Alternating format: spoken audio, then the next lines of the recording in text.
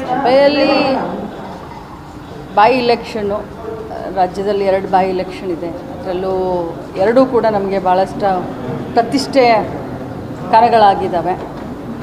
ಮುಂಬರುವಂಥ ತಾಲೂಕ್ ಪಂಚಾಯತ್, ಜಿಲ್ಲಾ ಪಂಚಾಯತ್ ಮತ್ತು ಗ್ರಾಮ ಪಂಚಾಯತಿ, ನಮಗೆ ಬ್ಯಾಂಗ್ಳೂರಿನಲ್ಲಿರುವಂಥ ಎಲ್ಲ ಈಗ ಗ್ರೇಟರ್ ಬ್ಯಾಂಗ್ಳೂರು 28 ಇಲೆಕ್ಷನು, ಇದೆಲ್ಲ ಚುನಾವಣೆಯನ್ನು ತಲೆಯಲ್ಲಿಟ್ಕೊಂಡು ವಿನ್ನಿಂಗ್ ಈಸ್ ದ ಕ್ರೈಟೀರಿಯಾ. ಎಲ್ಲ ಸಮುದಾಯ, ಎಲ್ಲ ಸಮಾಜದವರನ್ನು ವಿಶ್ವಾಸಕ್ಕೆ ತೆಗೆದುಕೊಂಡು winning is the criteria. High command ಯಾರಿಗೆ ಕೊಡುತ್ತೆ ಅವ್ರನ್ನ ನಾವೆಲ್ಲರೂ ಕೂಡಿ ಕೆಲಸ ಮಾಡೋಣ ಅಂತ ಇದು ಸಭೆಯಲ್ಲಿ ಸುಮಾರು 8 ಹೆಸರುಗಳು ಸಭೆಯಲ್ಲಿ ಚರ್ಚೆ ಆಗಿದ್ದಾವೆ.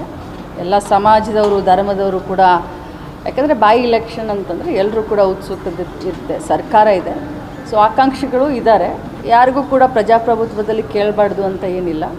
ಬಟ್ ಅಳೆದು ತೂಗಿ ಏನು ನಮ್ಮ ಪಕ್ಷದ ಅಧ್ಯಕ್ಷರಾದಂಥ ಡಿ.ಕೆ. ಶಿವಕುಮಾರ್ ಅವರಾಗಿರಲಿ ಅಥವಾ ಮುಖ್ಯಮಂತ್ರಿಗಳಾಗಿರಲಿ, ಅವರು ಏನು ತೀರ್ಮಾನ ತೊಗೊಂಡು ಡೆಲ್ಲಿಯವರು ಏನು ತೀರ್ಮಾನ ತೊಗೊಳ್ತಾರೆ ಅದಕ್ಕೆ ನಾವೆಲ್ಲರೂ ಕೂಡ ರಾತ್ರಿ ಹಗಲಿ ಹೋಗಿ ನಿಂತು ಅಭ್ಯರ್ಥಿಯನ್ನು ಗೆಲ್ಲಿಸ್ಕೊಂಡು ಬರುವಂಥ ಪ್ರಾಮಾಣಿಕ ಪ್ರಯತ್ನ ಮಾಡ್ತೀವಿ. ಎರಡೂ ಕ್ಷೇತ್ರದಲ್ಲೂ ಕೂಡ ಗೊಂದಲ ಇದೆ. ಒಂದು ಕಡೆ ಫ್ಯಾಮಿಲಿ, ಮತ್ತೊಂದು ಕಡೆ ಫ್ಯಾಮಿಲಿ ವರ್ಸಸ್ ಕಾಂಗ್ರೆಸ್ ಅನ್ನುವಂತಹ ರೀತಿಯಲ್ಲಿ ವಾತಾವರಣ ಸೃಷ್ಟಿಯಾಗಿದೆ. ಸೊ ಇದನ್ನು ಕಾಂಗ್ರೆಸ್ ಹೆಂಗೆ ನೋಡುತ್ತೆ? ಯಾಕಂದರೆ ನೋಡಿ, ಸಹಜವಾಗಿಯೇ ಗೆಲ್ಲುವಂಥ ಒಂದು ಇದು ಜಾಸ್ತಿ ಇದ್ದಾಗ ಕಾಂಪಿಟೇಷನ್ನು ಜಾಸ್ತಿ ಇರುತ್ತೆ. ಇದಕ್ಕೆ ನಾವು ಗೊಂದಲ ಅನ್ನೋದು. ಇಲೆಕ್ಷನ್ ಅಂತಂದರೆ ಭಾಳಷ್ಟು ಕನ್ಫ್ಯೂಷನ್ಗಳು ಸಹಜ ಅದು. ಆದರೆ ಒಮ್ಮೆ ಹೆಸರು ಅನೌನ್ಸ್ ಆದಮೇಲೆ ಮುಖಂಡರು ಎಲ್ಲರನ್ನೂ ವಿಶ್ವಾಸಕ್ಕೆ ತೆಗೆದುಕೊಳ್ತಾರೆ. ಹೆಸರು ಅನೌನ್ಸ್ ಆಗೋಕ್ಕಿಂತ ಮುಂಚೆ ಆದರೂ ವಿಶ್ವಾಸಕ್ಕೆ ತಗೊಳ್ತಾರೆ, ಆದಮೇಲೆ ಆದರೂ. ಯಾಕಂದರೆ ನಮ್ಮ 12 ಜನ ಮಂತ್ರಿಗಳನ್ನು ಒಂದೊಂದು ಕ್ಷೇತ್ರಕ್ಕೆ ಹಾಕಿದ್ದಾರೆ.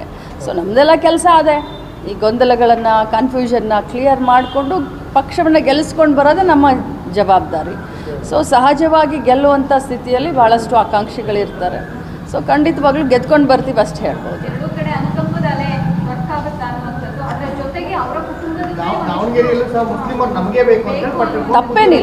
ತಪ್ಪೇನಿಲ್ಲ. ಏನು ಹೈಕಮಾಂಡ್ ನಿರ್ಧಾರ ತೆಗೆದುಕೊಳ್ಳುತ್ತೆ ಅದಕ್ಕೆ ನಾವೆಲ್ಲರೂ ಭದ್ರಾಗಿರ್ತೀವಿ. ಎಲ್ಲರೂ ಭದ್ರಾಗಿರ್ತಾರೆ. ಅವರು ಆಗಿರ್ತಾರೆ, ಇನ್ನೊಬ್ಬರು ಆಗಿರ್ತಾರೆ. ಕೇಳೋದ್ರಲ್ಲಿ ತಪ್ಪೇನಿಲ್ಲ. Thank you.